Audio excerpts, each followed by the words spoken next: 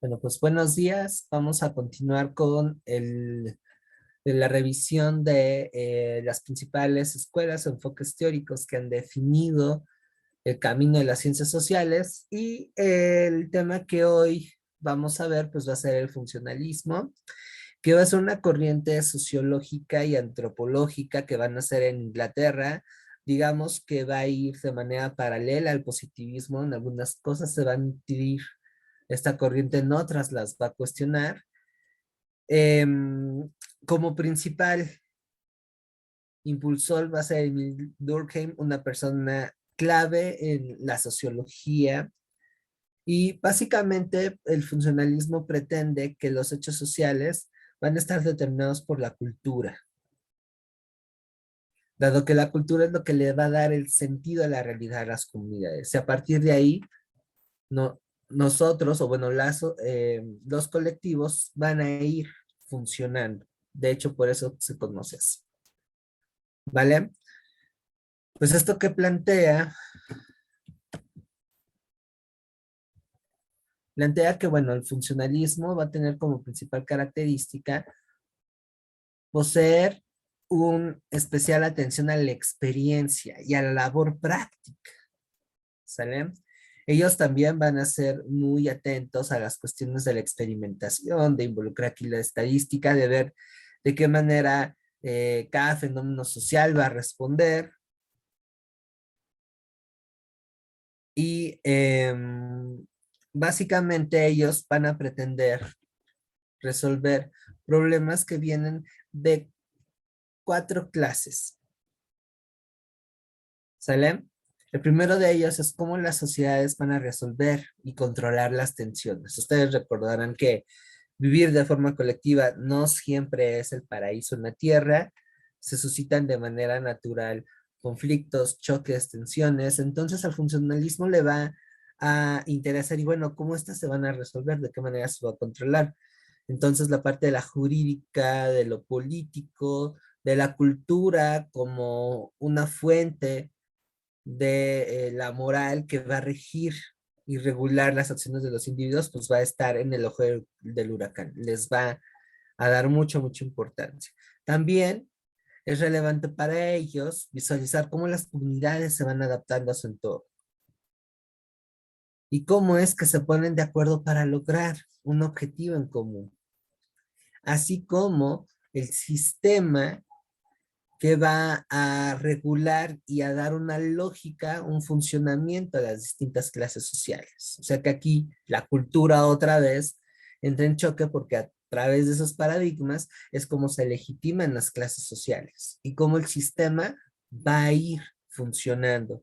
Pensemos, por ejemplo, en la sociedad, que es una sociedad que va a estar ligada al capitalismo como modo de producción. Ustedes sabrán que el capitalismo es un sistema individual que se va a sustentar en explotación del trabajo, en impulsar lo que es el acceso a la propiedad privada individual, y el hecho de que por esfuerzo individual o mérito tú puedes salir adelante. Básicamente eso sería el capitalismo, ¿no? Por ahí tengo una clase sobre qué es el capitalismo. Si quieren, más adelante se la comparto para que esto quede más claro. Y bueno, verán, hay una serie de elementos que hace que dentro del capitalismo haya una desigualdad, ¿no? Por ejemplo, no es lo mismo cómo vive una persona que tiene un trabajo que le permita ganar 40, 50 mil pesos mensuales, perdón por el gallo que ahí se me salió, a un profesor de escuela que a veces no le pegan ni a los 10, o un obrero, o una persona que se dedica, que le llaman ahora ayudantes generales, creo que bueno, son básicamente obreros que pueden dedicarse, por ejemplo, a la limpieza, al mantenimiento, y no pasar de los 6,000 pesos mensuales.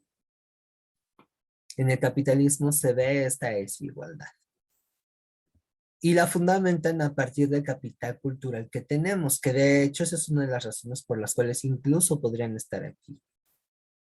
Ven el formarse como un aspecto funcional que les va a permitir obtener una serie de conocimientos, habilidades y aptitudes que les van a permitir mejorar su situación laboral y por consiguiente obtener dinero. Y eso implica consumir más y satisfacer sus necesidades materiales. O sea, la lógica de formarse es muy distinta, por ejemplo, a la que planteaban otras sociedades, que veían la educación como una forma de salir de la ignorancia, de entender mejor la realidad y bueno, como les comentaba, lo que planteaba Marx, pues transformarla. Una situación funcional es no, yo que obtener mi bachillerato, pues desde que no me corran de la chamba hasta que esto me permite estudiar en la universidad, que me lleve a mejores condiciones laborales. Entra ahí la parte pragmática, ¿no? Y entonces una de las cuestiones que va a fundamentar esta desigualdad y este carácter individual de la sociedad bajo un sistema capitalista, pues es la idea del esfuerzo, del mérito, del talento, del hecho de que, bueno, todos somos iguales y ahí están las oportunidades y cada quien, ¿no? Como también se llega a juzgar el por qué uno no acredita el examen.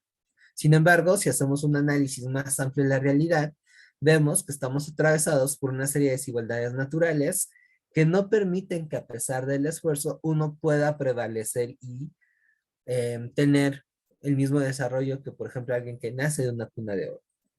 Para empezar, y me parece que ustedes lo están viviendo, el tiempo. O invierten tiempo para trabajar y sacar un dinero y así poder salir adelante con los gastos, más si son padres o madres de familia. Y otra es el tiempo que realmente necesitan para estudiar. Y aquí me atrevo a agregar la parte del esfuerzo. Ustedes por esta desventaja van a tener que esforzarse 2 o 3 veces más que una persona que no tiene que preocuparse por llevar. Que eso, bueno, y es una presión muy grande, ¿no? Y entonces esto que implica que su nivel de desarrollo va a ser menor que el que esta persona que tiene resuelto el problema de la lana y que además tiene los marcos de tiempo para ponerse a estudiar. Bueno, es en el caso de que realmente quiera, ¿verdad? Porque hay ocasiones en que a pesar de esa plataforma de desventaja, pues no suele llegar a ser así. Entonces, ¿qué es lo que fundamenta esta desigualdad? Una serie de caracteres ideológicos, de principios morales, incluso de valores éticos, que lo mantienen y que nosotros vamos comprando la idea de que eso así debe de funcionar. Por eso son tan lindas y también tan pues antipáticas las ciencias sociales, porque nos lleva a develar que lo que creemos como cierto, como algo natural, resulta que no es así y que hay un trasfondo. En este caso, pues esto nos lleva a romper con el hecho de que en el capitalismo no tienes este desarrollo y esta evolución que te llegan a vender, incluso hasta en las películas. Y es más, incluso la parte cultural que consumimos, por ejemplo, estar siempre con discursos positivos o comprar películas como En busca de la felicidad, pues va para mantener ese orden, para no darse cuenta que de manera fáctica, es decir, por el hecho, hay una serie de desigualdades que impiden realmente que la mayoría de la población tenga una plenitud no social. Otra cuestión es, y es una lástima que no podamos tener clases de geografía, ahí lo desarrollo un poquito más, pero piensen en los problemas del medio ambiente. Ahorita que está sonando mucho esto del agua, uno de estos elementos que mantienen y legitiman este orden, en donde se favorece bastante al sector privado y a la actividad industrial, es que es el ciudadano de a pie quien tiene la culpa de las broncas de escasez de agua. Así es que bañate en 5 minutos, no desperdices, que no es cerrado, pero si nos centramos en ese problema, pues el individuo no es el responsable directo de todo este desbarajuste que hay en cuanto a la escasez de agua y en general con los problemas del medio ambiente. No hay una regulación a las empresas. Piensen en el despojo y la explotación que las refresqueras y las cerveceras hacen de nuestros mantos acuíferos. Tampoco no cuestionamos que el sistema de aguas de todo México presenta un déficit de inversión, una actualización en su infraestructura y que eso implica que pervivan problemas como las fugas, que no sé si les ha tocado, desafortunadamente a mí sí, pero es un rollo que la presidencia municipal o en este caso en Ciudad de México la alcaldía pues vaya a arreglar. Pero bueno, a uno le dice que tiene la culpa, ¿no? Entonces el funcionalismo va a ir sobre eso. Va a reconocer que las funciones realizadas por los grupos sociales van a ser cada vez más especializados, interdependientes y eficaces a medida que la sociedad crece. Y eso lo podemos ver, por ejemplo, desde una perspectiva histórica. No es lo mismo cómo se organizaban y cómo funcionaba una sociedad de cazadores-recolectores o estas a una sociedad que sustenta la extracción de la riqueza en la agricultura. Vamos a ver ahí roles muy diferentes. Y mañana que entremos a la parte del México prehispánico, lo vamos a notar un poquito más. ¿Sale? Y bueno, eso si lo comparamos con lo de ahora, la mentada sociedad global, pues es una joda. ¿Sale? Ahora, lo que plantea el funcionalismo es que hay movilidad al interior de la sociedad y que eso va a ir de la mano del desempeño de las personas, así como el estatus social, la cultura que está operando y el grupo al que pertenece. Eso nos lleva, de cierto modo, también a entender por qué a pesar de ciertas opciones que tenemos en nuestro entorno, muchos no tienen el desarrollo que incluso se merecen. Pónganse a pensar, si analizan la constitución política de los Estados Unidos, ahí nos dicen que el Estado ofrece educación pública y gratuita. Pero ¿por qué unos sí van a tener una cierta evolución, como diría mi papá, y la mayoría no? A pesar de que hay aparentemente esas facilidades. Y es ahí en donde me parece importante este enfoque teórico. No solamente hay que ver lo que hay, lo que dicen los hechos o el papel, sino lo que hay detrás, lo simbólico, la cultura. Y que esto, otra vez, volviendo a la parte del ejemplo de cómo funciona el capitalismo, pues forma parte de ese engranaje. Y es que uno tiende a desarrollarse o a crecer a partir de este bagaje cultural que posee, es decir, de cómo entiende el mundo. Y esto parte desde la formación que nos heredan nuestras familias, los valores que practicamos. Por ejemplo, en casa, desde que yo tengo uso de razón, pues se ha valorado esta parte del esfuerzo, esta parte de pelear por lo que quieres, ¿no? Afortunadamente crecí en un ámbito que me dio la libertad de, por ejemplo, en este caso, dedicarme a la historia desde pequeño y se respetó mi decisión. Y entonces eso incidió en mi propio desarrollo, que no en todos lados es así. Afortunadamente tuve las ventajas materiales para poder yo estar en la universidad. No soy hijo de magnates, de hecho, soy hijo y nieto de obreros.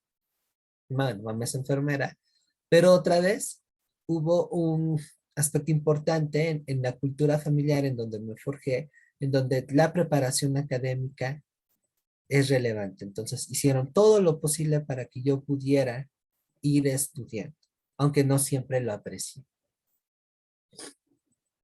Y eso a mí me permitió llegar a la universidad. Es decir, se combinaron los valores que uno practica, la perspectiva que uno tiene de la vida, más las ventajas que se dieron y el esfuerzo individual. Y viene aquí también ya una cuestión muy personal, ¿no? Que en mi caso, pues la educación no solamente es prepararse para obtener un trabajo, sino para cultivar otra serie de cuestiones que a mí me parecen muy importantes, como por ejemplo entender el mundo, em, fomentar la sensibilidad hacia mi entorno, darme cuenta de las injusticias y bueno, esos sucesos me llevaron también a las ciencias sociales. Y eso es muy contrastante, por ejemplo, a crecer en un hogar muy pragmático, en donde el saber va vinculado con el desarrollo material y en donde la principal perspectiva es, güey, tienes que estudiar y adquirir una serie de habilidades y herramientas para tener más lana. O viene el contraste. Eso no es importante, ponte a trabajar, quédate con lo que hay, no cuestiones y apechuga. Y aunque no lo crean, esos elementos ideológicos se transmiten en la cultura que consumimos. En la industria del entretenimiento, hagan un análisis de lo que ven en las telenovelas, de lo que viene en la música comercial, la desvalorización del arte, por ejemplo, de la ciencia, y todo eso hace que uno como individuo diga, pues, no vale la pena. Y a eso agréguenle también que en nuestro entorno, y esto es real, una preparación universitaria no te asegura esta movilidad social. Y entonces, ¿qué se traduce aquí? En lo que ahorita estamos viendo, en la cultura de la dependencia, en la cultura del no esfuerzo. No me gusta ocupar la palabra mediocridad porque eso también es muy, eh, pues muy hasta agresivo, ¿no? Pero si hay una pasividad enorme que se va reforzando desde los valores en los que nos criaron hasta lo que consumimos culturalmente. Entonces, eso que aparentemente no le damos importancia, resulta que es uno de los principales elementos que sustentan la desigualdad que hay. Y que a pesar de que aparentemente hay opciones de desarrollo, en realidad no es así. ¿Salen? Entonces, dudas hasta aquí respecto al funcionalismo. Es bastante interesante cómo se maneja. No, profe, ninguna duda. Espero no deprimir su fin de semana con estas clases. Sí, a veces las ciencias sociales tocan temas que sí llegan a pegar. Bueno, vamos con la siguiente, el estructuralismo. ¿Sale? Esta va a parecerse un poco al funcionalismo.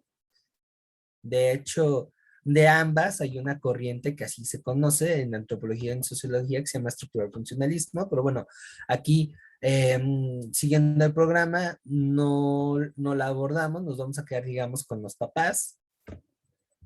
Y también va a retomar algunas cosillas del materialismo histórico, sobre todo con la idea de que ellos piensan que la sociedad funciona a través de estructuras,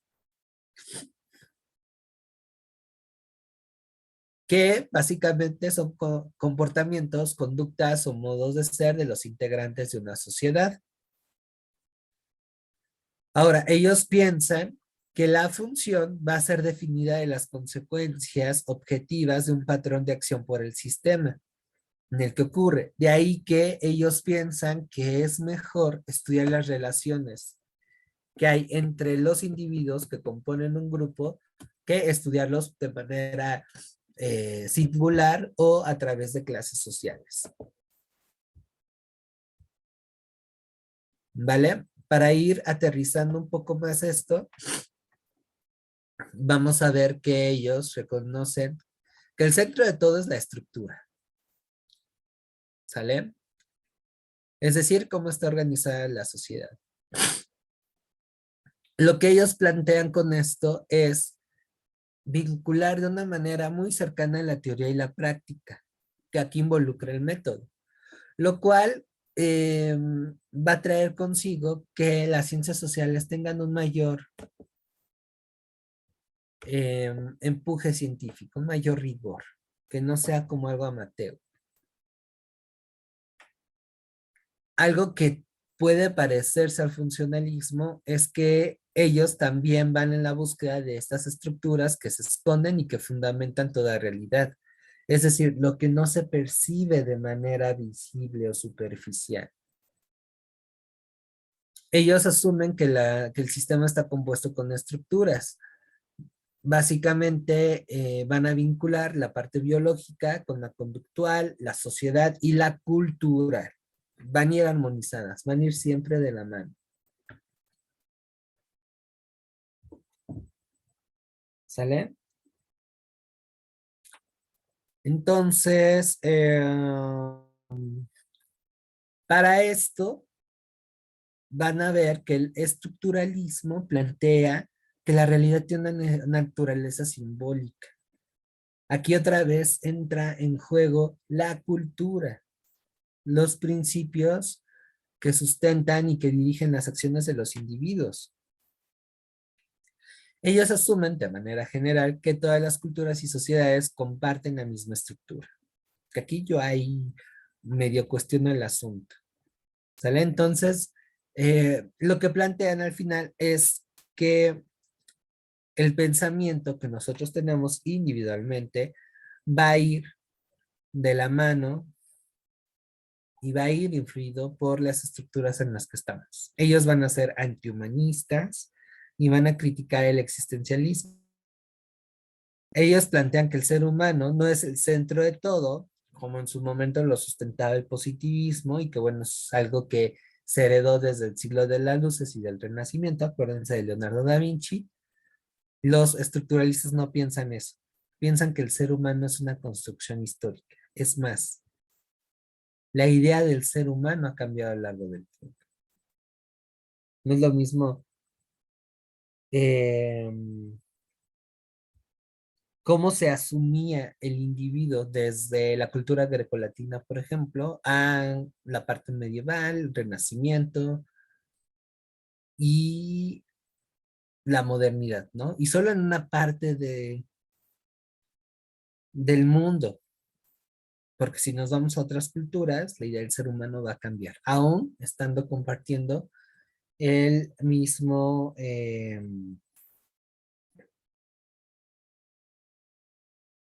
horizonte cronológico, es decir, la misma temporalidad.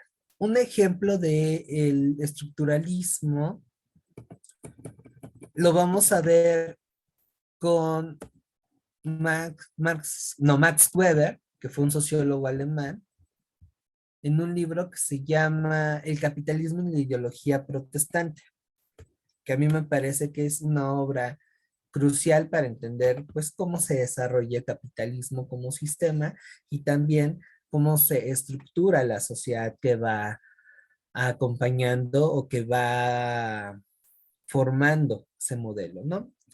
Para no hacerles el cuento largo, Max, no Max es el otro, Max plantea que es muy importante en el desarrollo de este sistema económico la ética protestante, que contrasta mucho con la ética que plantean los católicos. Y esa es una de las razones por las cuales explica por qué el capitalismo se da en países que practican estas creencias religiosas, como lo es Inglaterra, Holanda, la parte oriente de Alemania, y no se dio en España, que en su momento fue un imperio muy importante, Francia, en la media tablita, pero tampoco no fue así, o Italia. Y él plantea en ese libro que tiene su chiste, pero que vale mucho la pena, que mucho tiene que ver los valores, la ética. Por ejemplo, los protestantes valoran mucho el trabajo, el esfuerzo individual. Ven como un signo de que Dios les sonríe el hecho de que pueden acumular riqueza. Los protestantes son tremendamente individualistas. Y si por ahí algunos de ustedes es cristiano, que bueno, es una manera en cómo coloquialmente se nombra a los protestantes o conoce a alguien así, si tiene esos paradigmas. Es individualista, en algunos casos incluso pudiéramos decir que son algo tacaños, siempre están innovando, ponderan mucho la cuestión de, bueno, ¿cuánta lana voy a sacar? Y les gusta ostentar que les va bien. Si no me creen, váyanse a cualquier iglesia evangélica y aunque no tiene los ornamentos de la iglesia católica, son más sobrias, son muy sobrias, pero sí llegan a manifestar pues, que a la comunidad le va bien. Y eso es muy distinto, por ejemplo, a la ética católica, que por ejemplo es la que todavía influye bastante en la sociedad mexicana, la cual miran al trabajo como incluso una pena, parten más de disfrutar el ocio, le apuestan mucho a la humildad, a la sencillez, valoran la pobreza, no de a gratis. Algunas congregaciones religiosas hacen votos de eso. Am, Son muy tradicionalistas, la verdad. También los cristianos, pero muy diferente. Tienden a ser más conservadores los católicos, sobre todo a la hora de entender cuestiones nuevas que tienen que ver con ciencia, con tecnología. Son muy católicos, son muy colectivos. La idea de la comunidad es muy importante entre los principios éticos católicos y el ayudar al prójimo. Que en los cristianos sí llega a aparecer, pero es menos, son más individuales. Entonces, bueno, el contraste de estas ideologías para Weber le ayuda a explicar por qué el capitalismo como modelo económico va a expandirse en la Europa protestante y no tanto en lo que son los territorios dominados por la Iglesia Católica. ¿Sale? Pues esa construcción histórica. Está muy padre lo que dice ahí este buen señor. ¿Sale? ¿Dudas, preguntas, comentarios?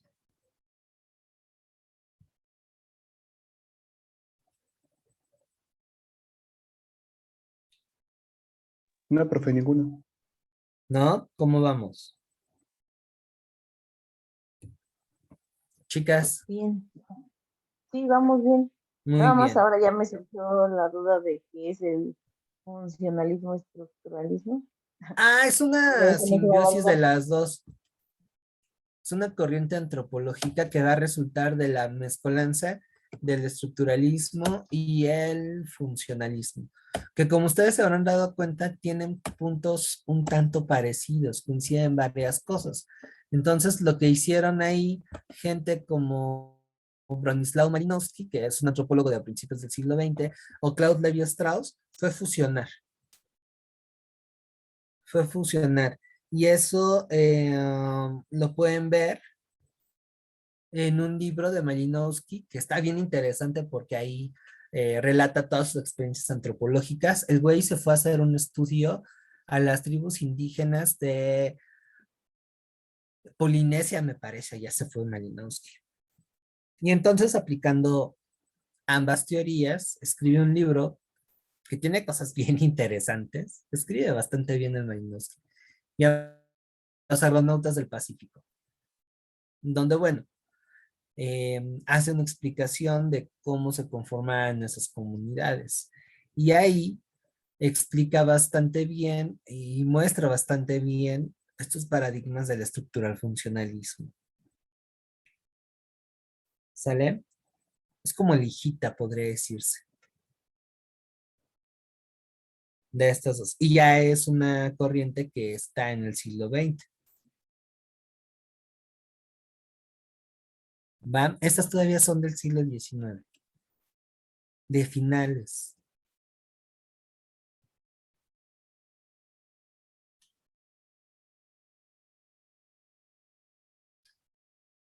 Bien, ¿sí puedes resolver tu duda?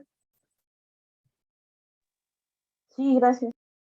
De nada. Ahora, mi recomendación es que se hagan un cuadro comparativo con estas corrientes. Ya más o menos les di los puntos que tienen que desarrollar. Y esto, pues bueno, también plantea que ustedes practiquen lo que es la lectura, selección del material y que hagan sus propias reflexiones.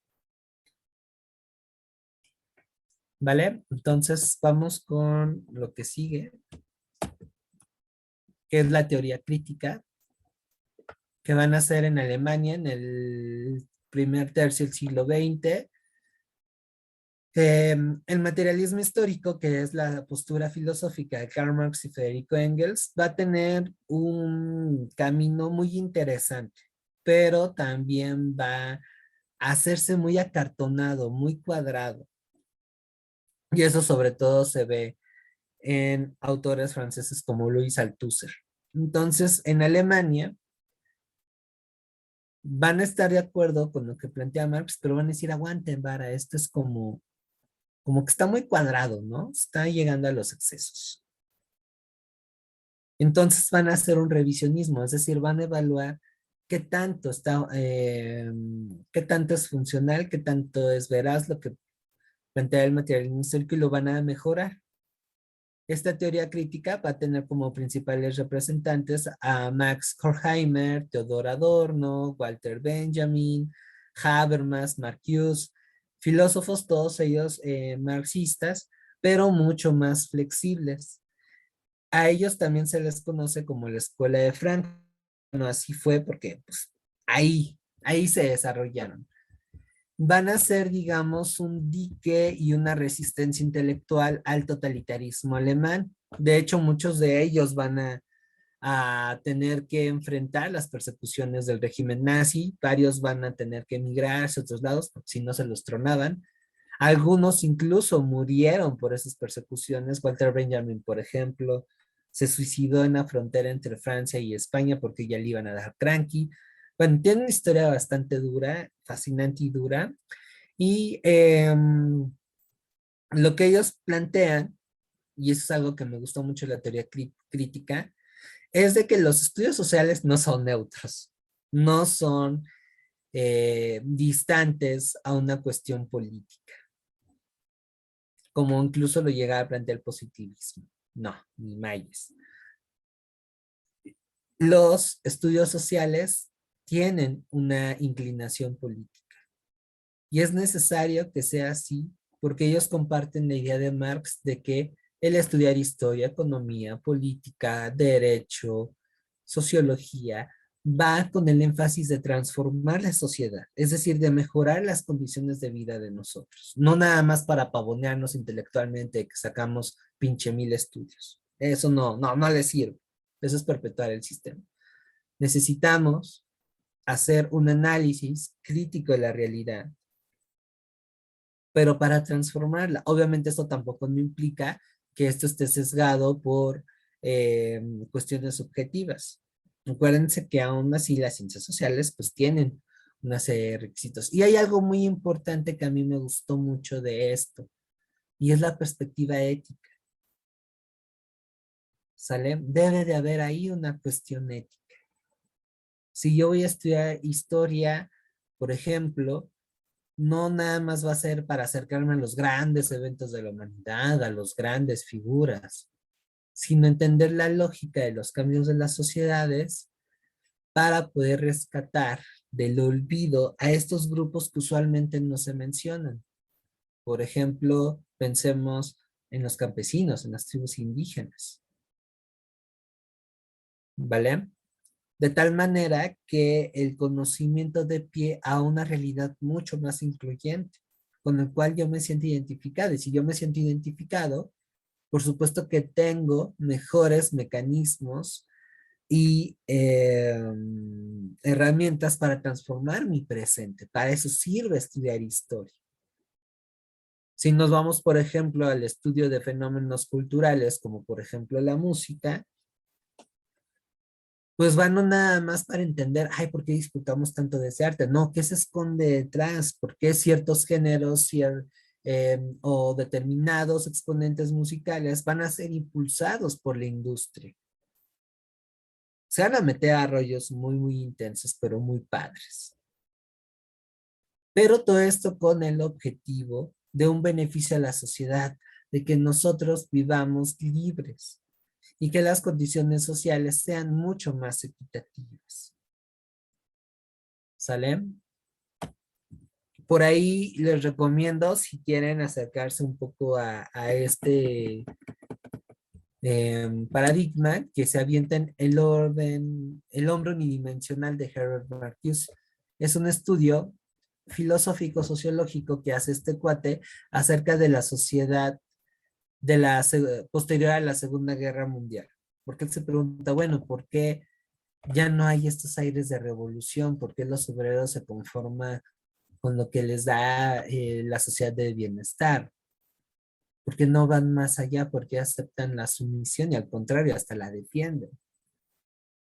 Entonces, en ese estudio, eh, evidencia que si hay asegurado un cierto estatus, si el obrero tiene un acceso medianamente constante a salud, educación y hay un mínimo de movilidad social, pues de trasfondo las desigualdades se mantienen e incluso los obreros defienden el sistema que lo están poniendo, digamos, la bota en el pescuezo, ¿no? Como diría mi abuelita. Y por consiguiente, en ese libro, que está bastante padre, se los recomiendo mucho, es muy fácil de leer, él plantea que aquellos sectores que no tienen nada asegurado son los que empujan los movimientos sociales, son los que buscan transformar la sociedad. Jóvenes, mujeres, comunidades de migrantes que están en una situación de marginal, comunidades indígenas, y hasta cierto punto me parece que tiene razón. Y mete también una cuestión del miedo. Está bien padre ese libro de Marcuse. Y ese es un buen ejemplo de cómo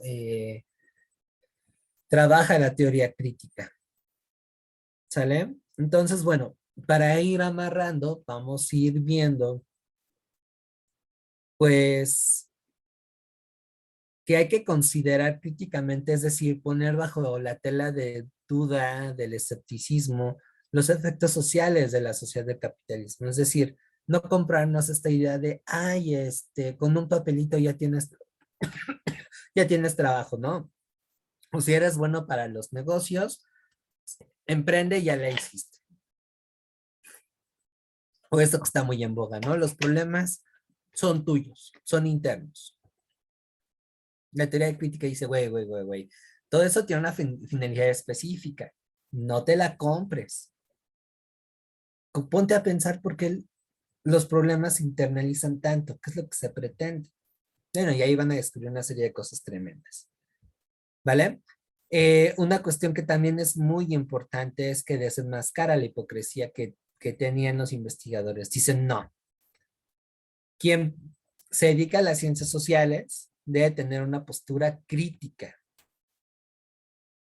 Es decir, si yo, por ejemplo, estoy estudiando la pobreza en un entorno urbano, no es, ay, es que son pobres porque quieren, porque son unos flojos. O bueno, algo más cercano a ustedes. No están en la universidad o no sacaron el bachillerato porque no se esforzaron. Esa es una respuesta muy simple. Si bien hay que darle crédito a una responsabilidad individual, definitivamente, en el caso que ahora nos incumbe, pues sí, mucho tiene que ver el esfuerzo y qué tanto ustedes se estén involucrando en su formación, pero hay razones de trasfondo que hacen que, por ejemplo, ciencias sociales, llama de manera más amplia el Colbach, sea complicado para ustedes. Para empezar, nuestro sistema educativo está de cocol. En segunda instancia, a medida que uno crece, nos llevan a invertir más de nuestro tiempo al trabajo, a pues, obtener ahí más o menos la papa, que a estudiar. El enfoque de estudio que también llegamos a obtener no da pie a desarrollar habilidades de aprendizaje que exige el Colbach. Por ejemplo, un aprendizaje muy rápido, muy pragmático, casi nos están entrenando para responder a situaciones concretas. No, eso no es aprender. Y desafortunadamente eso lo tenemos bastante comprado. Otro tanto sucede con la memorización. con el conformismo y la dependencia que tenemos hacia los profesores. De ahí que propuestas que a mí me parecen una sacadera de dinero, pues se ceben con sus esperanzas, porque estamos habituados a ser muy conformistas y no exigentes con quien nos forma. Y viene también la contraparte, a exigir todo, pero no dar nada a cambio. Eso es cultural, eso no nada más es individual. Entonces ahí estamos viendo una postura crítica entre un problema concreto.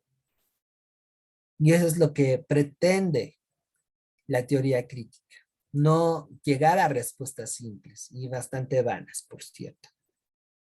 Es a recuperar pues, nuestra responsabilidad, así como el sistema tiene sus fallas que influyen en sus propias fallas, también yo tengo que identificar mis propios problemas, ¿no? Otra cuestión que también propone la teoría crítica es la interdisciplinaridad. No solamente es integrar a las ciencias sociales, es acercarla a otras formas de explicar la realidad, por ejemplo, el psicoanálisis, la filosofía. Ya que la realidad social es dinámica, nosotros no tenemos que quedarnos únicamente en lo que nos dice nuestra disciplina, tenemos que echar mano de otras cuestiones.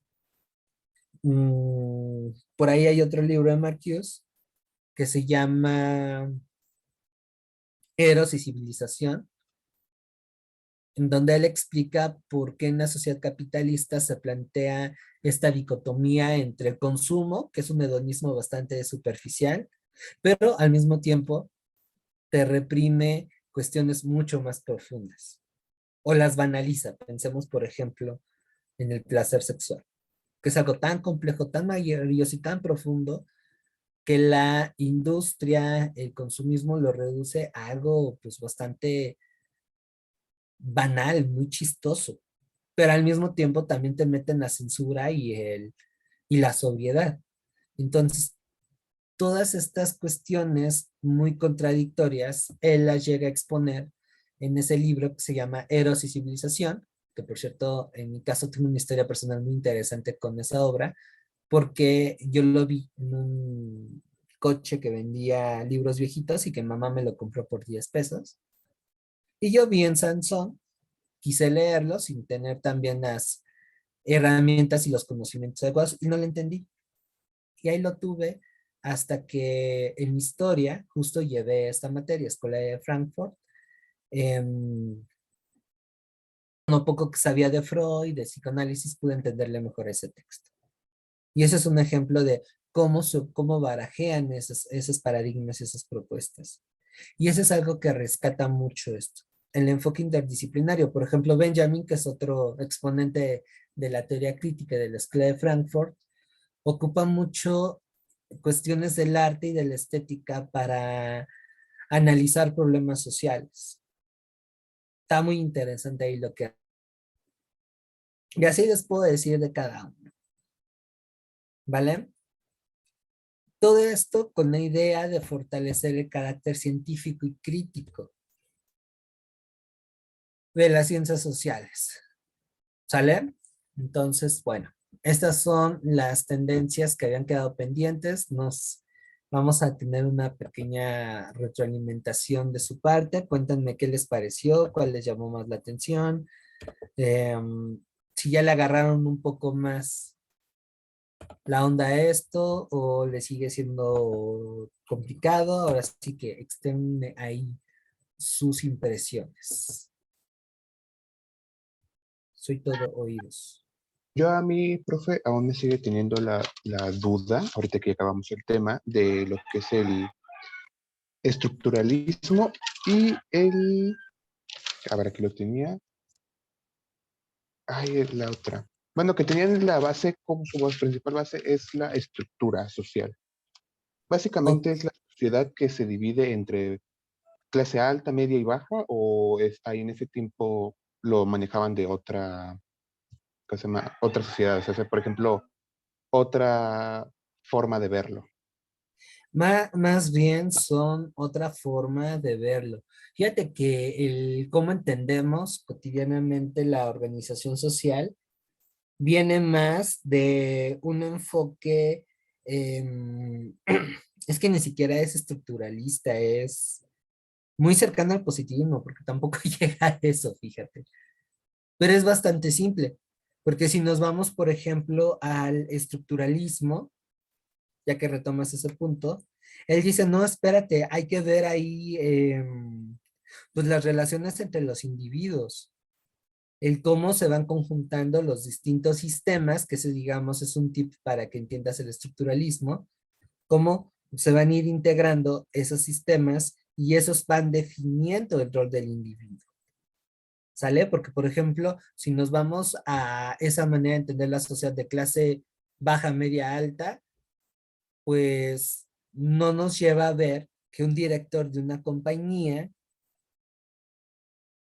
cualitativamente es muy parecido a lo que hace un obrero.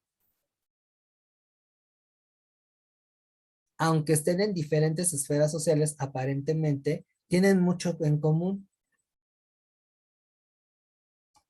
Algo fundamental es que ambos reciben un salario por alquilar su tiempo para desempeñar un trabajo.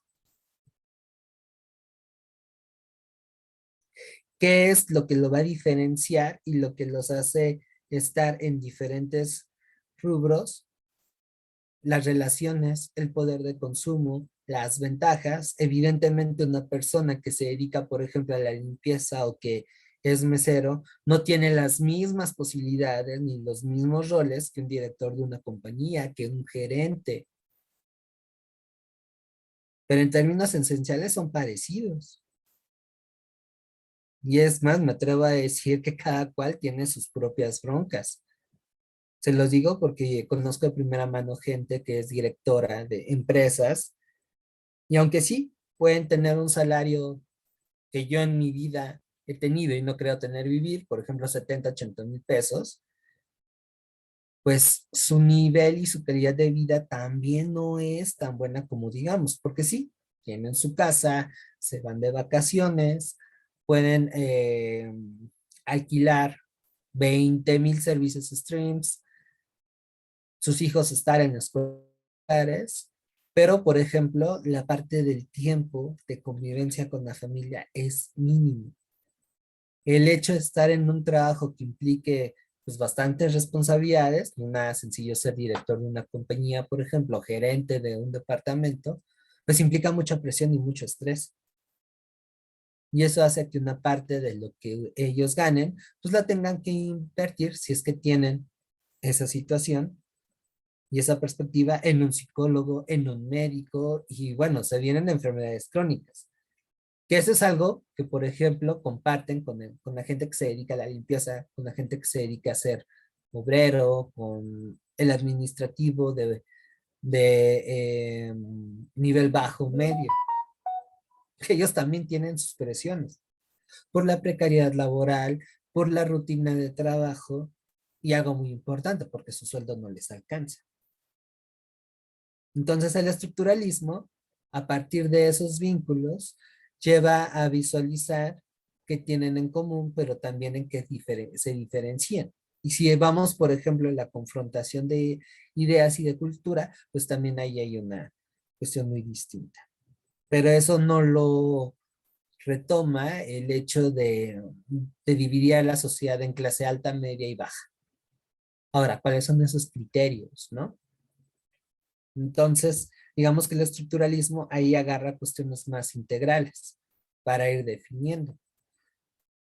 Y eso, por ejemplo, también es muy contrastante con lo que plantea el materialismo histórico, que él sí retoma las clases sociales, pero es mucho, mucho más, digámoslo así, eh, crítico. El materialismo histórico sí es muy tajante. Sí, a ver, el que estés ganando 40,000 pesos no te hace gato de Angora, no te hace ser una persona diferente. Lo único distinto es que tu poder de consumo sigue siendo mayor al de alguien que tiene otro trabajo y gana menos, pero el nivel de explotación es realmente el mismo. Y lo que fundamenta esta separación social, por ejemplo, es otra vez ahí la parte de la cultura, la parte de la superestructura. el tipo de educación que llevas, lo que consumes ideológicamente, lo que tú aspiras. Eso es lo que hace que aún estando en el bando perdedor de la sociedad, tú termines apoyando al bando ganador. Que ese es, digamos, uno de los mayores triunfos que ha tenido la ingeniería social, que nos compramos desde la cultura, desde la ideología, premisas en donde lejos de cuestionar este sistema que nos tiene a la gran mayoría en desventaja, resulta que hasta lo defendemos y lo perpetuamos. Y hay un montón de elementos que lo afirman y lo reafirman. Desde el que, por ejemplo, se adelgacen los requerimientos para que tú puedas tener un iPhone, para que tú puedas contratar Netflix. Eso les digo, es algo ilusorio. Consumir, que eso además le beneficia al sistema. Consumir a cada rato, no sé, tecnología, ¿no? Ya ven los celulares, cada cuando cambian. Valores, ¿no? Por ejemplo, yo no, digamos, descarto, desacredito completamente el rollo del esfuerzo personal y la competencia. Me parece que tiene cosas interesantes, pero tampoco no son los pilares con los cuales nos educan de siempre ser el mejor. Eh, el esfuerzo individual te va a llevar a grandes cosas. No, la verdad es que ahí pesa más, como les comentaba hace unos momentos, las ventajas desestructurales que tú vas teniendo. Y si nosotros seguimos con eso, lejos de amainar un poco esas desigualdades, de generar pues mejores condiciones del juego, termina reafirmando, perdón, esas reglas que hacen que la mayoría esté de la fregada. Y eso viene desde lo cotidiano, desde, por ejemplo, priorizar el resultado al proceso. Vamos otra vez con la gente que reprueba un examen. Decimos, ah, pinches flojos, no saben leer, por eso no pasaron el examen. Eso es algo muy simple que nosotros hacemos, pero porque nos compramos la idea de que todo es parejo, cuando no es así. O sea, no nos ponemos a pensar qué tanto aprendimos, qué tanto nuestro entorno, desde el familiar hasta el social, fomentaron que, por ejemplo, yo aprendiera a leer bien, qué tanto la dinámica de mi vida me lleva a comprender mejor un discurso. Y este es un elemento básico para estudiar. Ya no hablemos de pasar el examen, para estudiar. Y no es así. O sea, todo estamos en friega, todo es inmediato. Lo de ahora es un péndulo bastante desequilibrado que va desde la dependencia, de ahí que los productos milagros sean todo un éxito comercial. Yo creo que por eso no tengo tantos alumnos, porque yo soy bastante honesto con eso, hasta eh, la romantización del autodidacta, pero no ponemos en tela de juicio este cuestionamiento. O sea, nos vamos desde soy yo y después yo y al final yo, hasta chin, dependo completamente de otra persona, a tal grado de hacerla mi gurú. Que les digo, ese tipo de estrategia además es lo que llegan a hacer ciertas escuelas. Y ahí meten un chorro de publicidad y tú te la compras. Pero no ves de trasfondo, pues que hay situaciones un poco más complejas, que el hecho de que no tengas tiempo, por ejemplo, para formarte, implica que tus habilidades de aprendizaje van a ser muy raquíticas, van a ser muy frágiles. No te va a dar para incluso realizar un problema sencillo de matemáticas o hacer una comparación entre dos fenómenos sociales. No te lo da, porque además viene aquí esta paradoja. Actualmente estamos en la cultura del no esfuerzo, del todo empaquetado, todo inmediato, videos de 3 minutos en donde, pum, ya te hiciste un experto en, pero viene esta parte de, ah, tú te puedes hacer a ti mismo, ¿no? No sé si me estoy dando a entender. Entonces, ese desajuste de roles y que uno compra impide que veamos todo este aparato que viene de trasfondo y que incide directamente en nosotros. El mismo examen de Colbach al que se van a enfrentar ya sea en noviembre o, o en septiembre, pues está diseñado a partir de eso. Por eso es tan complicado. Porque una de las cosas más elementales para aprender, que es la comprensión de lectura, está tremendamente descuidado. Y eso, curiosamente, está reforzado por la vitalidad con la que nosotros hacemos uso de la tecnología. Es chistoso. Estamos todo el tiempo con el WhatsApp, con las redes sociales, pero en realidad no leemos. Parecemos más bien como maquinitas que pasan ahí la información. Y entonces eso no da pie a fortalecer estas estructuras cognitivas, es decir, de aprendizaje, que me pueden llevar a hacer un análisis lógico para resolver un problema en matemáticas o, vamos, algo tan fácil, identificar la idea principal de un texto. Ya no hablemos, por ejemplo, del lenguaje y de la comunicación escrita, que con las redes sociales, que aquí espero no expresarme como un abuelito, pero se ha deformado tremendamente, se ha simplificado a lo absurdo. Y eso es algo bien peligroso porque la manera en cómo nos comunicamos, ya sea oral o por medio de la escritura, pues es una expresión de cómo nosotros entendemos, analizamos y comprendemos el mundo.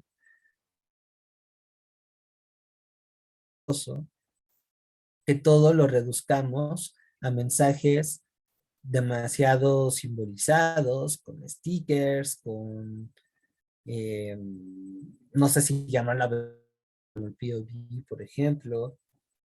Eso a mí me está dando una muestra de que no estamos entendiendo de forma lógica, pero andamos como ahí medio cortados. Y esos vicios se traducen en que uno no puede aprender bien un tema. Y a esto agregan otra vez la parte del inmediato, la parte de que, pues con un video uno cree poder resolver las cosas. Y algo que me parece importante, el tiempo.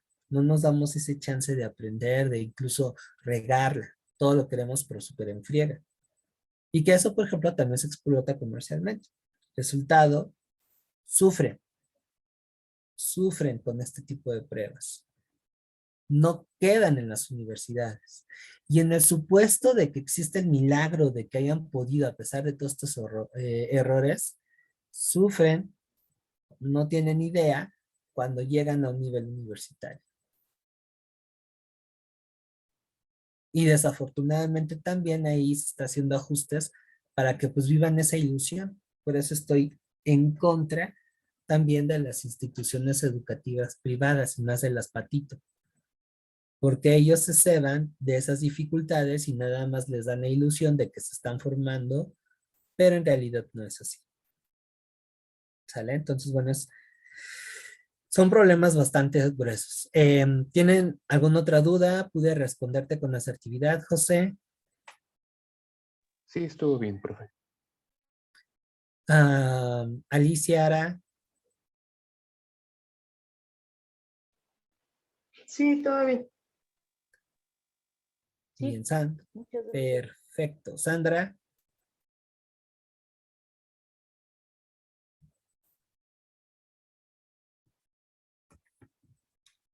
bien, pues pasemos a una parte un poco más dulce, que es ñaca, ñaca, ñaca, ñaca, historia. ¿Pudieron ver el video?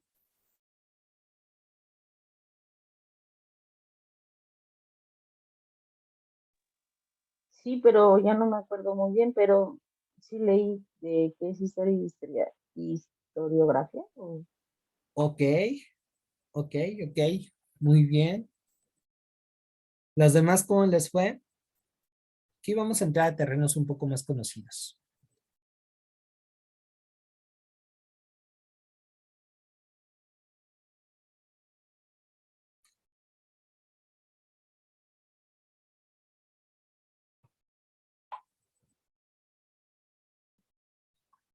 No tuvieron chance de realizarlo. Yo estaba hablando solo. No te preocupes, José. Sí lo vi, pero igual no me acuerdo muy bien de todo. Lo vi ya en la nochecita que llegué a mi casa. Ok. Bien, recomendación para este tipo de actividades que tiro por viaje las voy a dejar. Tomen sus apuntes.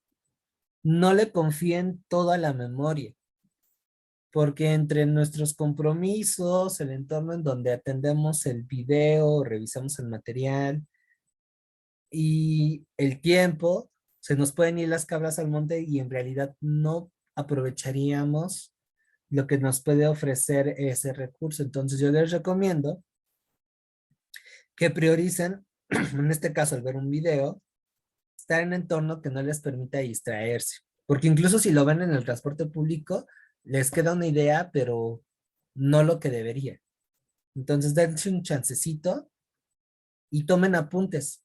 Ocupen palabras claves que después les permitan articular el discurso o lo que ustedes rescataron que fue importante de ese video. ¿Qué más? En el caso de que les compartí está bastante interesante.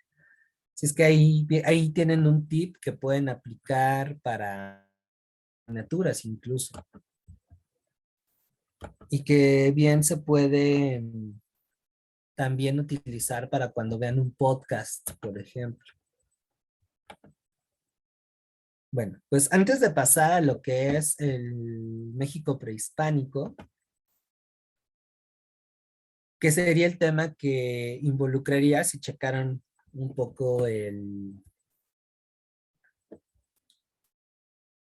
temario que les di. Voy a hacer una pequeña pausa y vamos a ver un poco acerca de lo que es la historia. ¿Sale? Esto con la intención de, y lo pongo en esta introducción, de atacar varias cuestiones. La historia está en todos lados.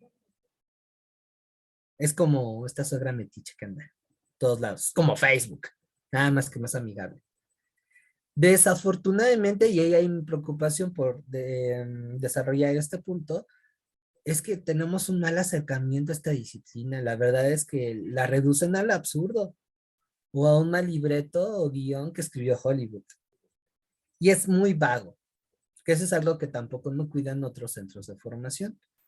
Sobre todo de lo que se trata la historia y la utilidad. El hecho de que nosotros partamos de entender bien estos puntos plantea de una manera más óptima los temas que vamos a ver a partir de mañana, porque ya a partir de mañana el curso del curso, valga la redundancia, va a centrarse en desarrollar temáticas históricas del México prehispánico, la conquista, etcétera, etcétera, etcétera. Entonces, si no tocamos primero qué es la historia y cómo funciona, nos vamos a quedar con los mismos prejuicios que aprendimos de la escuela y que, bueno, nos va a impedir aprovechar mejor esto. ¿Sale? Entonces, lo que vamos a ver a continuación a partir del video es, bueno, de aprovechar el video, recomiendo que lo vuelvan a ver en caso de que no lo hayan checado de manera oportuna, pues es entender la historia como disciplina. Reafirmar que esto es bien importante. Vamos a poner a prueba un poco lo que es esta lección y después nos vamos a divertir. ¿Sale? Entonces, voy a saltar esta actividad. Igual y la hacemos otro día un poco más. A manera de tarea, incluso se las voy a dejar. ¿Vale? Vamos a ver algo muy importante. Según lo que ustedes han aprendido a lo largo de su vida escolar, ¿cómo podrían definir qué es la historia?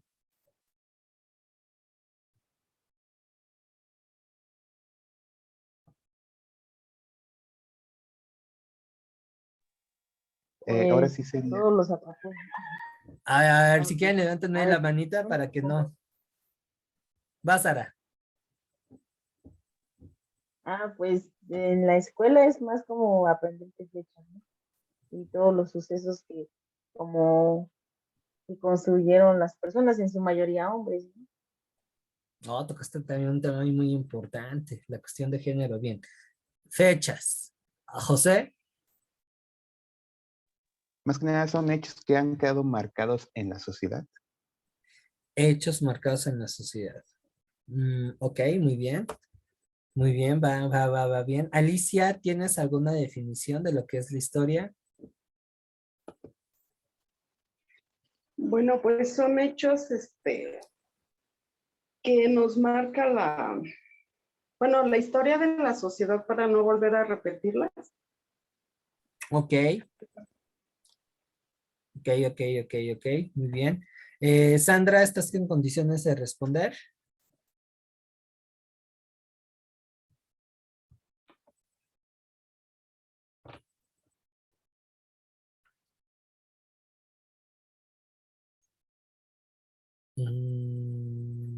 No, creo que no. Pues miren, esa solamente es una parte. Y les digo, está bastante chueco. Básicamente la historia se entiende de diferentes modos. Se ha categorizado que la historia es un equivalente a hechos verídicos, o por ahí también se habla de que la historia es la narración de esos acontecimientos, lo cual es bastante cierto. Y lo que a mí me llama más la atención es el hecho de que la historia es una disciplina que va a encargarse de estudiar a los hombres y mujeres que forman parte de un colectivo a través de un tiempo y un espacio definido. Es decir, la historia no estudia el pasado como tal. No somos anticuarios. La historia tampoco estudia los hechos a per se. ¿O acaso ustedes han visto tomar en el metro a la independencia de la Nueva España o a la Revolución Mexicana? O al cristianismo o a cualquier evento histórico que se les ocurra.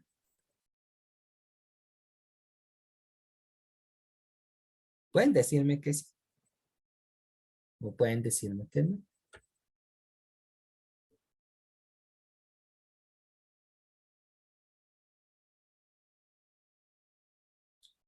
Yo en mis casi 35 años de vida no he visto. ¿Ustedes sí? Y yo sigo hablando solo. No, profesor. Ahí cuidado con el micro. No, y si alguna vez llegaron a ver a pasear a la revolución, un perrito o algo así, pues yo pienso que están abusando de ciertas sustancias que no deberían de consumir, ¿vale? Y aquí es en donde viene lo mágico de la historia. Historia en realidad se encarga de estudiar a los seres humanos. Sí, somos una especie como de chismosos profesionales. Pero aquí viene una cuestión, en un espacio determinado, por eso la historia y la geografía se llevan de poca madre. Porque no es lo mismo, por ejemplo, que una sociedad se desarrolle en una costa, por ejemplo, a la orilla de un río, en la montaña, que en un valle. Va a tener una evolución muy particular. Vaya, y aquí no quiero sonar clasista en nada por el estilo, pero no es lo mismo, por ejemplo, si me acoto al ámbito de la Ciudad de México, vivir en Xochimilco, crecer en Xochimilco, madurar y hasta morir en Xochimilco, que, por ejemplo, en Ecatepec, Tepito, cerca del aeropuerto, o en la del Valle, o en Polanco. Va a tener cursos muy distintos. Acá somos más fiesteros y cachondones. Otra cuestión es el tiempo. Aunque no lo crean, hay cambios. Entonces no es lo mismo, por ejemplo, vivir en México en los años 80 que en los 2000. Y eso que estamos hablando de temporalidades históricas no muy lejanas. O sea, ¿cuánto ha cambiado en aproximadamente 40 años? No sé si por aquí ya haya gente que esté por los 40, que bueno, pueden ser testigos de esos cambios. Y si no, están las fotografías. Hay una brutalidad de cambios, pero también hay permanencias. Entonces la historia se va a encargar de explicar esas permanencias. Y sí, aquí rescato lo que comentó Ara, no solamente son los hombres, también las mujeres. Y esa es una de las cosas bien interesantes que de unos años para acá la historia se ha estado metiendo un poquito más y me parece maravilloso. El recuperar el papel de las mujeres, el papel de los niños, de los indígenas, de las comunidades migrantes, vaya, de los que hasta hace no mucho tiempo eran personas invisibles para la historia. Cambia, ¿vale? Entonces, eso es lo que reafirma el hecho histórico. Si yo me pongo a estudiar la Revolución Mexicana, no es la Revolución Mexicana, es a los diferentes grupos que participaron en ese evento. Y lo que hace un hecho histórico propiamente es la trascendencia que tiene. Ustedes mismos los pueden ver en sus propias historias de vida. El que se hayan decidido a hacer el examen de Colbach por X o Y razón, es un momento histórico para ustedes, en tanto los cambios que pueden tener a partir de esta experiencia y que, si todo sale bien, después de esta experiencia, no van a ser completamente los mismos, van a haber cambios fundamentales. Y luego si tienen clase conmigo, pues todavía más. ¿Sale? Entonces es muy importante que para entender la historia tengamos en cuenta estos tres elementos. El sujeto o los sujetos, las personas que eh,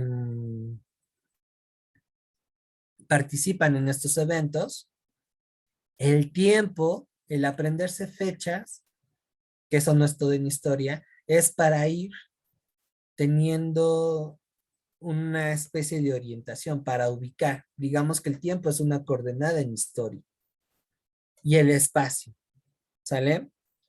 ¿Hasta aquí alguna duda de lo que es la historia, de qué se trata? No, profe, ninguna.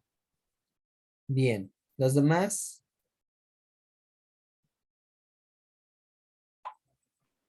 No, ninguna. Perfecto, ¿sale? Entonces, bueno, aquí vamos a hacer un desdoble con tiempo y espacio. Aquí vamos a distinguir entre lo que es el tiempo cronológico, que es, digamos, la interpretación habitual que hacemos de esta categoría, este curso que va de atrás hacia adelante, en un continuum, y la parte histórica. El tiempo histórico es esta temporalidad que cobra significado a partir de lo que se hizo en ese periodo. ¿Sale? Por eso llegamos a hacer cortes y los nombramos edad media, edad antigua, edad contemporánea. ¿Sale? Pero el tiempo, como les decía, también es una cualidad que nos ayuda a entender qué onda con esas sociedades en ese momento y las va a definir. Les decía, no es lo mismo vivir en el siglo XXI que vivir en el siglo XVI, en la época en que los europeos invaden América. Imagínense, es muy distinto, ¿no? Las cosas van a cambiar mucho. De igual modo, si incluso estamos hablando de una misma etapa cronológica, pensamos en el siglo XVI, vamos a ver, y aquí es en donde entra el espacio, que cada sociedad va a tener un ritmo muy distinto. Por ejemplo, si nos vamos a Europa, estamos ante una etapa en la que se están centralizando algunos reinos y está surgiendo un modelo político que es la monarquía absolutista, está evolucionando el capitalismo como modelo de producción y están teniendo las condiciones para darse el rol a otros lados. Si nos vamos, por ejemplo, a América, estamos viendo la existencia de señoríos o macroestados, como lo llaman los politólogos, que comienzan a extenderse por otros territorios más allá de las límites de su ciudad. Y ahí tenemos como ejemplo el mal llamado Imperio Azteca, que por cierto no fue imperio, y lo que también conocemos como Imperio Inca, que bueno, no lo es todo. Y aún así no es lo mismo, porque para el siglo XVI en otras partes de América, sus comunidades originarias andan en otro rol. Y eso lo podemos extender a África, en donde, por ejemplo, habían imperios muy interesantes como el de Malí. Y si nos vamos a el Extremo Oriente, en China, estamos ante el advenimiento de de una nueva dinastía, que es la dinastía Ming, que va a ser como la última etapa de oro de ese imperio. Y en Japón, pues estamos ante una etapa en donde el emperador es una figura de chocolate y más bien ahí quienes están teniendo el poder van a ser una serie de nobles, señores de la guerra y samuráis que van a ser conocidos como shogunes.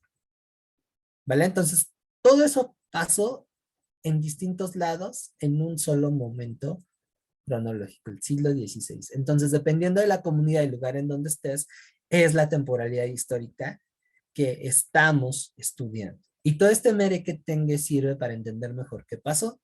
Esto me lleva a dos cosas muy importantes que nos deja la historia. La primera es la particularidad del desarrollo. A diferencia de lo que, por ejemplo, llegaba a pensar el positivismo, en el que todas las sociedades tienen la misma tendencia de desarrollo, no. En realidad, cada comunidad va a tener su propio camino, su propio ritmo. Y eso no las hace ni mejores ni inferiores a otras comunidades. Y esto se puede aplicar a las personas. Ustedes ahorita están por concluir el bachillerato. Es porque tuvieron una trayectoria muy particular. ¿Qué pasó? ¿Quién sabe? Por eso sirve ahí involucrar las condiciones. Pero eso no los hace mejor o peor que aquellas gentes que acabaron su bachillerato a los 17, 18 años y en esa misma etapa van a entrar a la universidad. Si por aquí hay gente que quiere entrar a la uni, el hecho de que quieran entrar a a la universidad después de los 20 no las hace ni mayores ni mejores que las personas que empiezan sus vidas universitarias a los 18. Ahí habrá que ver qué condiciones es lo que nos está llevando ese camino. ¿Vale? Y eso lo destaco porque luego también hablar del tiempo y de la historia personal implica que uno asuma que es un fracasado. Entonces aquí la historia nos lleva a rescatar varias cosas. ¿Sale? Otra cuestión que también nos deja pensar históricamente es ubicar los procesos sociales con el tiempo que se está sucediendo. No es lo mismo comparar el movimiento de los 43 de Ayotzinapa, que me parece un movimiento social muy importante en nuestro paciente, al 68. Las condiciones son diferentes, aunque aparentemente partan de problemas similares. ¿Vale? Y esto me lleva a algo que me parece que es algo tremendamente práctico que les puede ayudar con sus propias metas. La realidad social no es estática. El hecho de que fallaran en una determinada situación con anterioridad no quiere decir que vuelva a suceder. Van a haber cambios significativos que nos llevan a pensar la posibilidad de que los resultados sean otros. Eso es lo que también para eso sirve.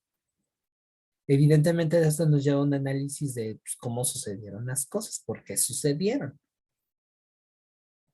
¿Vale? Así es que no se casen también con esa idea de que todo está determinado, las cosas no suceden. Ojo, sí hay, aunque te estés enfrentando a lo mismo. Ahora, una cuestión que también quiero destacar aquí es el hecho de que la historia no nada más son enchiladas y, ay, eso me ocurrió decir que hubieron alienígenas ancestrales que construyeron las pirámides. No, para nada. El historiador está sujeto a un método. Al ser una ciencia social, pues tiene que haber un método. Tenemos que ocupar referencias para sustentar la explicación de lo que ha ocurrido. Y esas referencias se las van a conocer como fuentes históricas, que básicamente son nuestra materia prima. Dialogamos con ellas para dar cuenta de lo que ocurrió. Y aquí estamos ante un mundo padrísimo. ¿Sale? Las fuentes históricas van a dividirse de acuerdo a su materialidad y a su temporalidad. En cuanto a su temporalidad, las vamos a diferenciar entre fuentes primarias y fuentes secundarias. Las fuentes primarias o directas son aquellos vestigios resultantes de los procesos históricos que estamos hablando y que son inmediatos. Por ejemplo, si yo quiero estudiar el movimiento del 68, Una fuente directa puede ser desde el reporte del gobierno que dijo, eran unos cuates que se mataron entre ellos y solamente hubieron 30 fallecidos. Hasta fotografías, reportes, artículos periodísticos, escritos en las vísperas de ese evento, que pueden darnos otra interpretación de lo que ocurrió. La ropa. De ahí que digamos que los historiadores también seamos como pepenadores. Que todo lo que salga de lo que estamos estudiando nos sirve para ir analizando qué ocurrió. Ahora, las fuentes secundarias son aquellas interpretaciones que se hacen de las fuentes primarias. Por ejemplo, una fuente secundaria del movimiento del 68 es un libro que escribió algún especialista en el tema. Un documental, por ejemplo. Un reportaje, un artículo, un podcast. Todo eso sería una fuente secundaria. ¿Vale? ¿Dudas respecto a lo que es una fuente y cómo se dividen de acuerdo con su temporalidad? No, profe. Vientos huracanados. No. Ahora, como se habrán dado cuenta, no siempre vamos a encontrar información veraz o fuentes que sean verdaderas. Nosotros también tenemos que ser muy escépticos. Entonces estamos obligados a realizar un análisis que se conoce como crítica de fuentes, que básicamente van con el objetivo de validar que lo que nos están diciendo sea la neta del planeta o, en su defecto, que la fuente en cuestión sea verdadera. Y esto nos lleva a dos tipos de crítica. La crítica interna, que es la veracidad, que no es otra cosa que un análisis del contenido de la fuente, y otra cosa es la autenticidad, que va a evaluar la materialidad de que la fuente sea fidedigna. Imagínense que que yo estoy haciendo un estudio de un tema bien polémico, la vida de Jesús. Una cosa es el Jesús de la religión y otra cosa es el Jesús histórico. Y entonces yo en las excavaciones arqueológicas me encuentro, cosa que sí pasó por cierto, con un osario, que es una caja de piedra en donde ponían las osamentas de los fallecidos. Y que me encuentro con ese osario, que además tiene una inscripción que diga Joshua ben Yosef, o Joshua ben María, ¿no? Que en el idioma de Jesús histórico sería Jesús hijo de María. Y además me encuentre las osamentas de un hombre de aproximadamente de 30 a 33 años de edad y con una serie de papiros. Imagínense el tremendo impacto que traería ese descubrimiento. Entonces, si yo quiero aseverar que esa es una prueba fehaciente de que valida que Jesús sí existió y que además escribió y bla, bla, bla, bla, bla, pues yo tengo que someter a que ese osario esté hecho conforme a las prácticas de la época. Eso es lo que me va a llevar a distinguir si sí pertenece a ese periodo o no. Y ahí, bueno, el historiador tiene que echar mano de auxiliares, por ejemplo, los arqueólogos, el arte, para determinar si sí es cierto. En el caso de las osamentas, de los restos humanos, pues tengo que aplicar ahí el carbono 14. Tengo que hacer estudios antropológicos, forenses, para ver si sí pertenece a eso. Y en cuanto al discurso, pues bueno, hacer ahí una comparación con otras referencias, checar qué es lo que me dicen las inscripciones para ver si sí constato de que esos artefactos pues pertenezcan al tema en cuestión. Es muy importante que se haga esas revisiones para poder validar las declaraciones que uno puede hacer. El hecho de no hacerlo me puede llevar a una distorsión del discurso histórico. Por eso es muy importante conocer la cultura, conocer a las sociedades, para no llegar a disparates como decir, ah, sí, las pirámides la hicieron los ovnis. Que bueno, ahí habría que entender por qué en la actualidad se está explotando demasiado ese tipo de explicaciones. Y bueno, ya no nos da tiempo, si no, ahí les contaba un poco acerca de una metidota que hizo Luis Echeverría al validar que unas osamentas sí eran de un personaje histórico y 20 años después se le hicieron estudios y resultó que no. Ya después les cuento de ese chisme. ¿Sale? Pero bueno, para que vean que hacerla historiador pues no es algo sencillo, involucran varias cosas. ¿Sale? Entonces, ¿tienen alguna duda, pregunta, comentario? No, profe, ningún. No, ¿No? Pues bueno, va a quedar de tarea el que ustedes hagan un ejercicio de reflexión. Les voy a mandar una canción en cuya estrofa, les voy a mandar por nota de audio las instrucciones, habla acerca del para qué estudiar historia. Y el día de mañana, antes de pasar a lo que es el México prehispánico, vamos a platicar un poquito acerca de eso, ¿vale? De la importancia de aprender historia. Pueden revisar también el material que les pasé, creo que fue ayer o antier, del video de 5 minutos de la importancia de aprender historia. Ese también es una buena referencia para hacer el ejercicio, ¿vale? ¿Dudas, preguntas, comentarios? Entonces, ¿las pirámides no las hicieron los aliens, profe? No. Ah, con razón reprobé. Bueno, pues ya de ahí,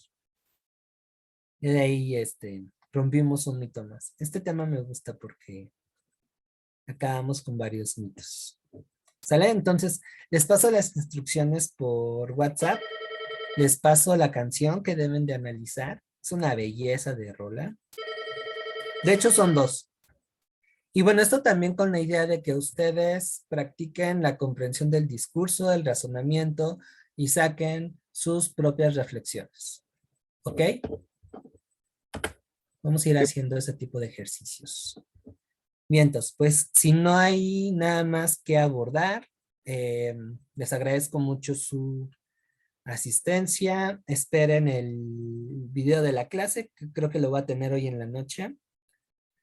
Y bueno, y también les encargo que el día 15, como habíamos acordado, pues es la fecha para terminar de pagar el taller de ciencias sociales, ¿vale? Cualquier cosa, pues ahí me pueden escribir por el chat. Bueno, cuídense mucho, pasen un excelente viernes, nos vemos mañanita a las 8 de la mañana, ¿sale? sale, profe, hasta mañana. Hasta mañana, cuídense. gracias. Gracias. Hasta mañana. Bye, hasta mañana.